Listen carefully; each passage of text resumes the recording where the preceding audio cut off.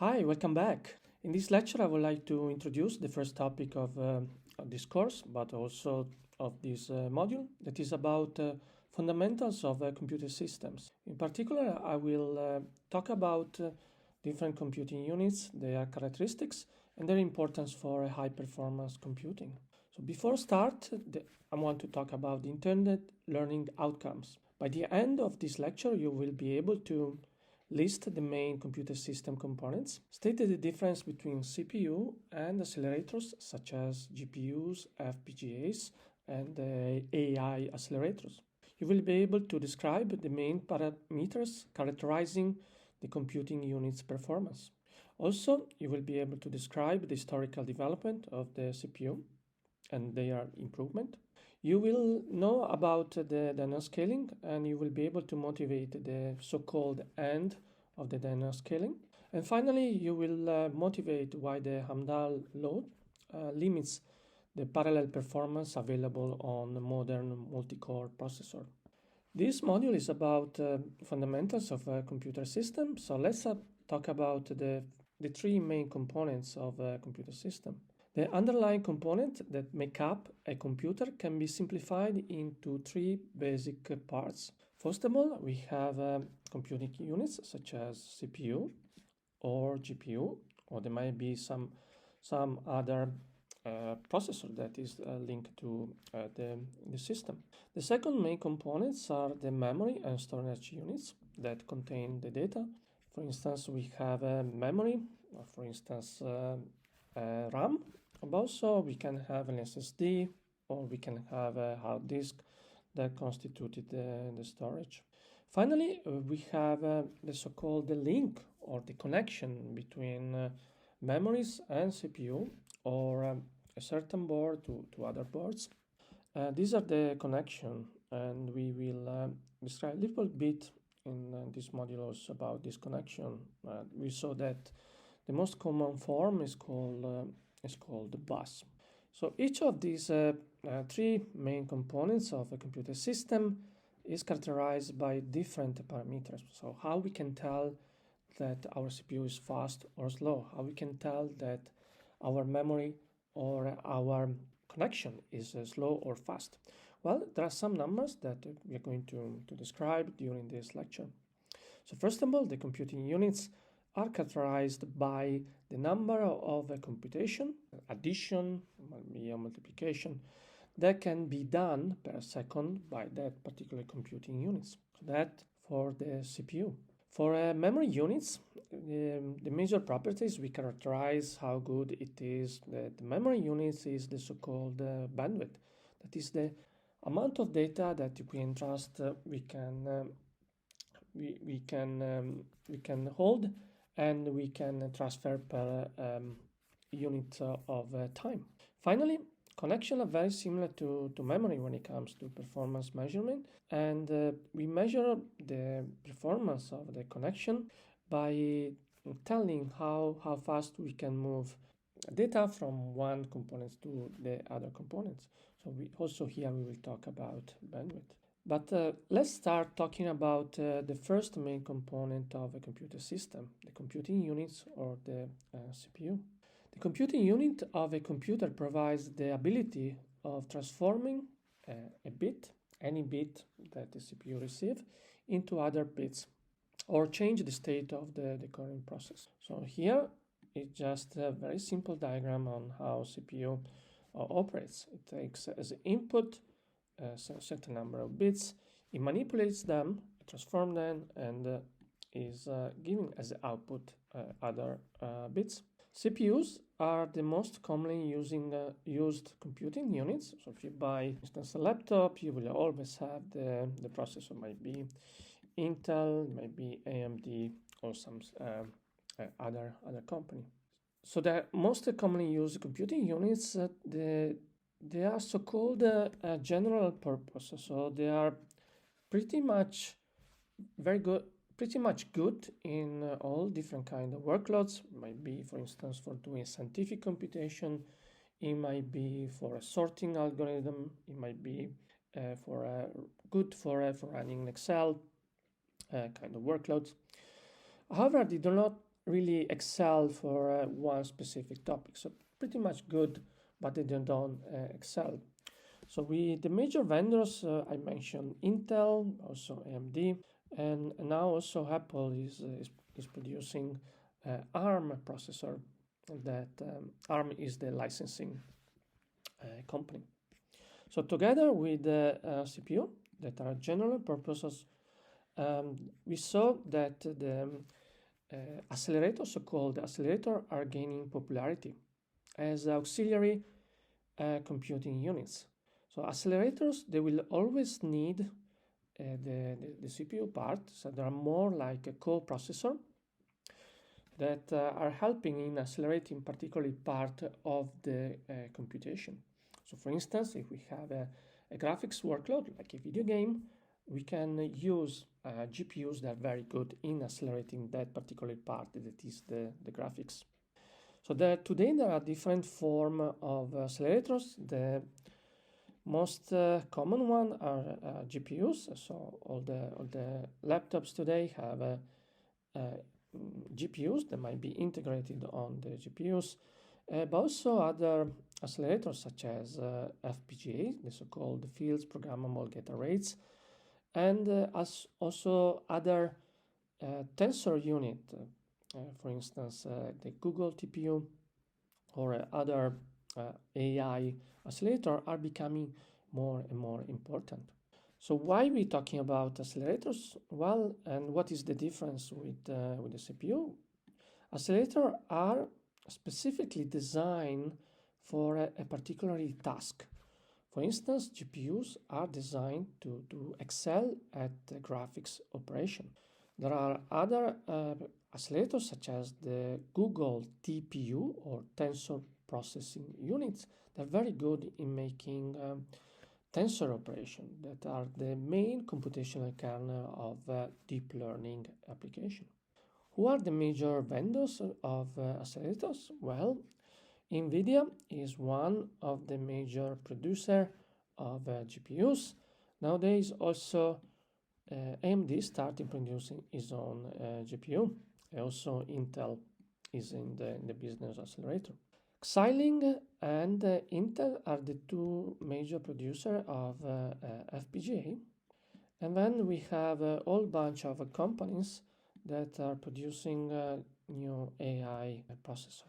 So this is a course about high performance computing. So we want to characterize the performance of the computing units, either CPU or accelerator.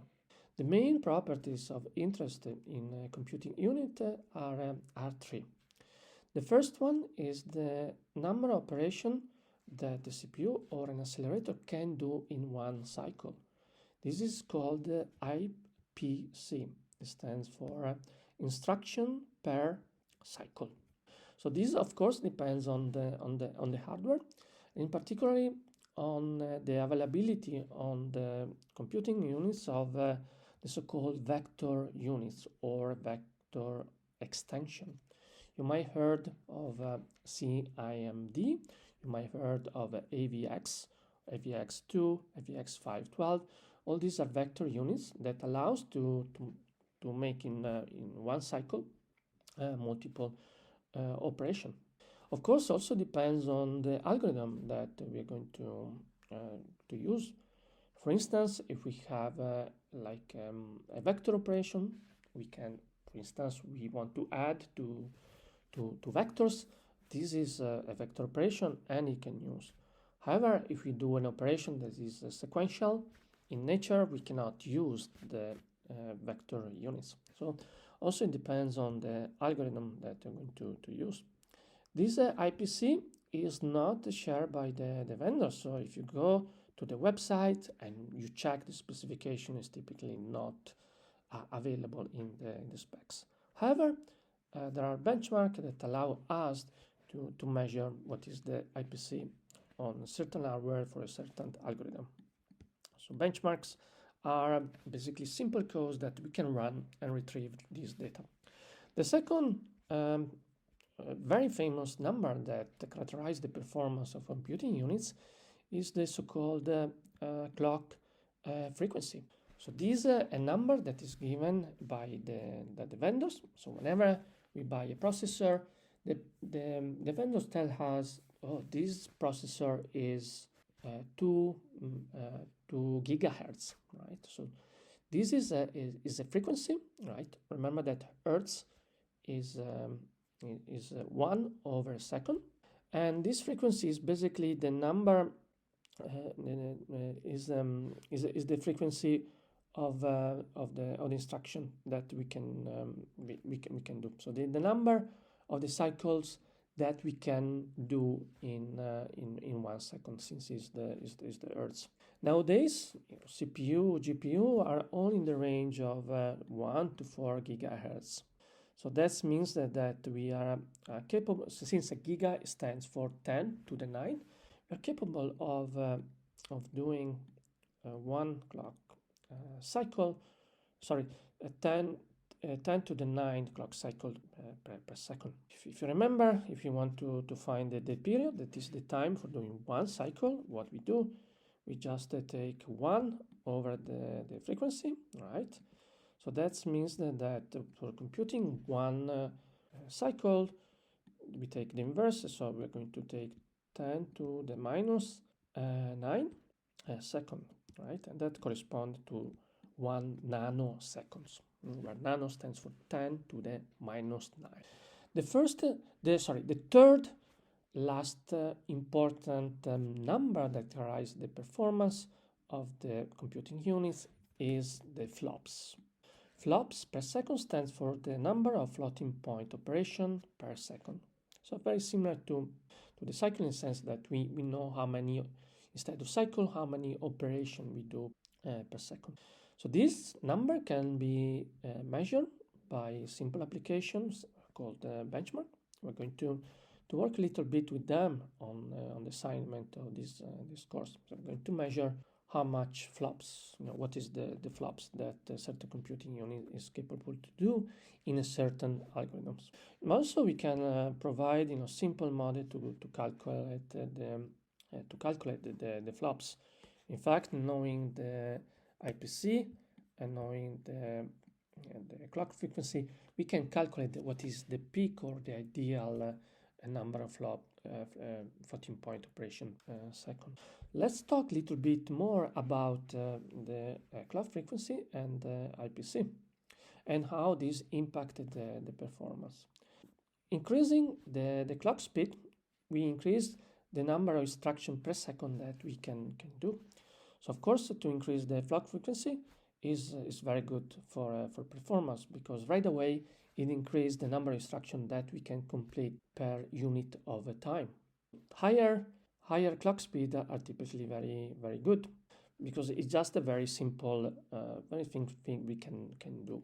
In the old days, people used to go back to the CPU, and then you can actually overclock, so increase the clock frequency of the problem.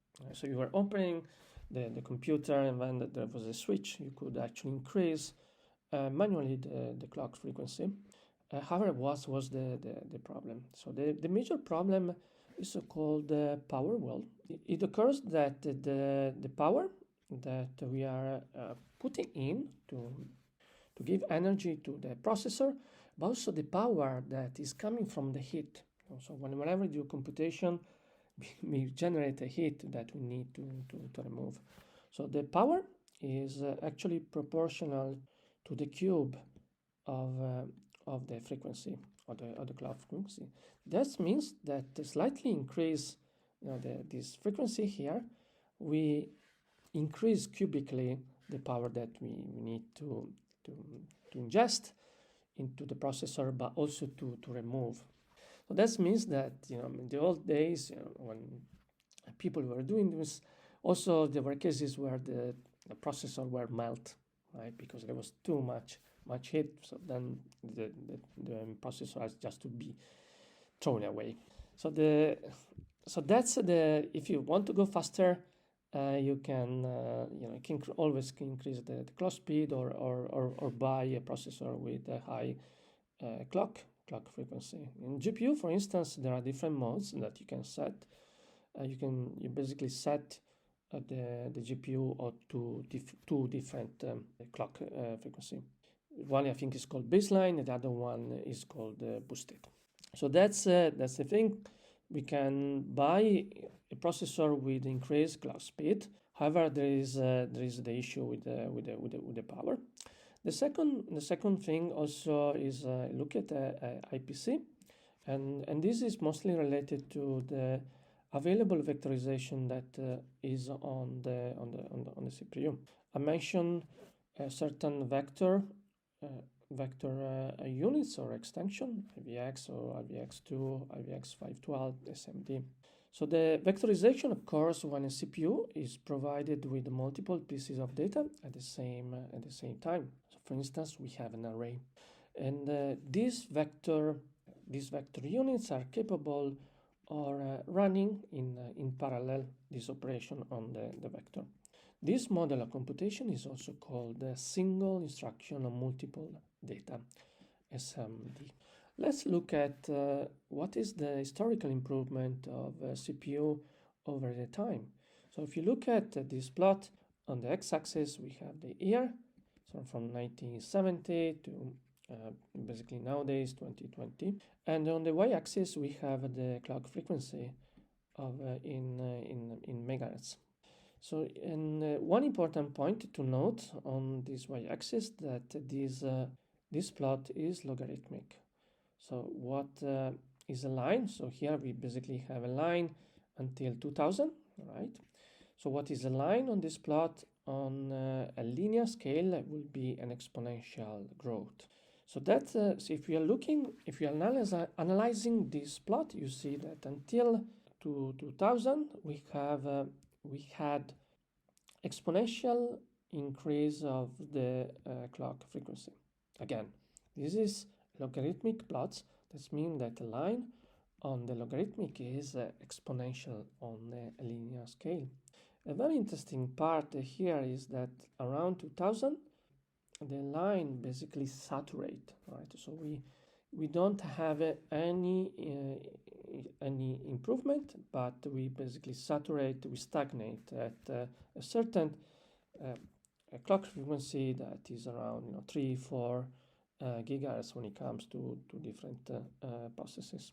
So one of the so this is also related to a law that you might have heard that is called the Moore's law. It is that it is related to the computing capability that is increasing exponentially in time. In reality, the Moore's law is much more than that, in the sense that yes, the clock frequency is stagnating, but around this point we have the rise of so-called multi-core processor. Instead of increasing the clock frequency, we have more cores that can provide a parallelism. So the Moore's law is still going on today, however, is not relying anymore on the improvement of the clock frequency of the processor. So this is also true for the IPC that has been stagnating from early to 2000. And this is mostly related to some physical limitation of making the transistor, that are the basic units we build our processes, smaller and smaller. So nowadays, we reach a transistor size that is comparable to the size of the atom. So we cannot just go below that. As I told you, as a reaction to the fact that we cannot improve anymore the clock cycle or the IPC, the computer architect, they found other way to still keeping fueling the Moore's law. Particularly, we can have simultaneous multi-threading, so we can have a multi-core and multi-threads using the different cores. We can have a better hardware, in particular the control part of the processor that is relying on auto-order execution has been improved, and most importantly, we have more and more cores on the CPU. There are some processors, with 64, 128 cores, so the amount of parallelism is huge. For instance, GPU provides the thousands of very simple cores. They rely on very large number of. So I've talked a little bit about the limitation that are coming from the power. You might have heard about the Denner scaling that is an empirical law that states that as the transistor gets smaller, the power density stays constant. So the power used stays in proportion with the area.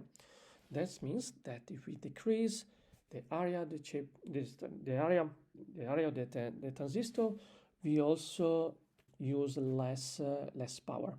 And that's because with the smaller transistor, we need less energy to turn it off, to switch the transistor. However, this is not true anymore. So the transistor getting smaller, but the amount of energy that we are putting in to switch the transistor is not. And this is due to a fundamental limit, the fact that we are reaching the atom size, and at that size, quantum mechanics effect have impact on the switch of the transistor. In particular, there is a quantum mechanic effect called quantum tunneling that create some leakage current.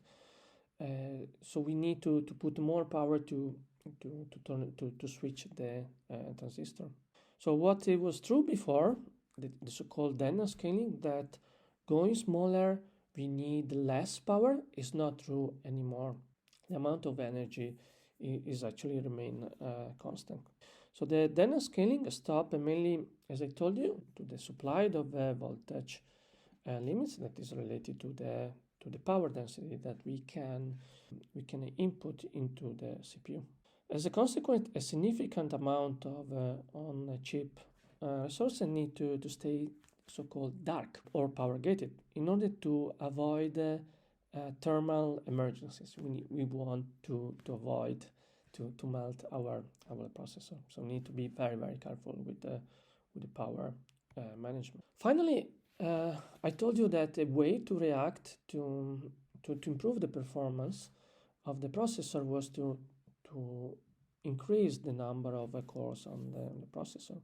However, there is a law called the Amdahl's law that tells us that simply adding more cores to CPU does not always speed up, as expected, the program's execution time. So for instance, if we have 8 cores and we run our application, and then we compare the execution time on 8 cores and the execution time in only 1 core of the same application, we cannot expect the execution time on 8 cores is 1/8 of the execution time on 1 core. The reason of that is that parallel performance depends on the available hardware, the multi-core, but most importantly also on the algorithm. So the algorithm need to provide an amount of parallelization available to use the cores. So for instance, if there is a part of the code that is inherently serial, that means that we cannot do in parallel. We need to do just with one processor or one thread. That is going to limit the performance of our application. In that particular serial part, the remaining cores that we cannot use will decrease the performance. So the Amdahl's law is an important law when it comes to parallel computing. In particular case, for instance, for multi-core processor, states that the parallelization depends on the algorithm that we are using, and different algorithms, they provide different degrees of parallelization. In reality, many algorithms have a serial part that is limiting the parallel speed up. So here, for instance, we see on this plot, on the x-axis we have the number of processor or cores, and then the ideal speed up that is coming from the Amdahl's law. And you see that according to the Amdahl's law, the performance or the speed up depends on the parallel portion of the code that we are running. We see, for instance, if we are running a parallel code with 90% of portion of the code that is parallelizable, we see that after 2000 cores or 2000 processor, the speed up is basically stagnating, right? And this stagnation is due to the fact that there is 5% of the code that is not parallelizable. Right? So that's a fundamental law that is affecting the performance of any algorithm that is running on a parallel system, such as the multi-core system. To summarize this lecture, I want to summarize a few points. The first part, we focus on computing units.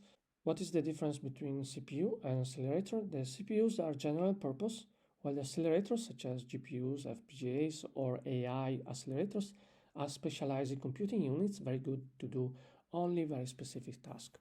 The second point I want to make is that the computing unit performance is characterized by three numbers. The first one is IPC, the second one is clock frequency, and then we have flops per second. We look at also at historical evolution of the power of the computing units. We saw that clock frequency and the IPC stagnated in the last few decades.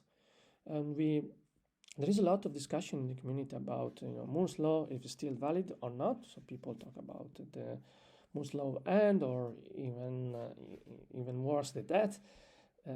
However, we saw that the multi-core architecture and the fact that we have more parallelism available keep fooling the Moore's law. Finally, we talk a little bit about the end of dynamic scaling that basically tell us that going smaller used to require less power. Nowadays we have smaller and smaller transistor. However, the amount of energy that we are putting remains constant instead of going down. And that also means that the going smaller doesn't lead us to use less power. So that's the end of the dynamic scaling. And finally, we saw that yes, we can have a lot of parallelism. For instance, we have a multi-core cores. However, the amount of speed up that we can achieve is limited by the algorithm itself that can provide more or less parallelization opportunities. And this is the Amdahl's law. So this is the last slide, and talk to you soon.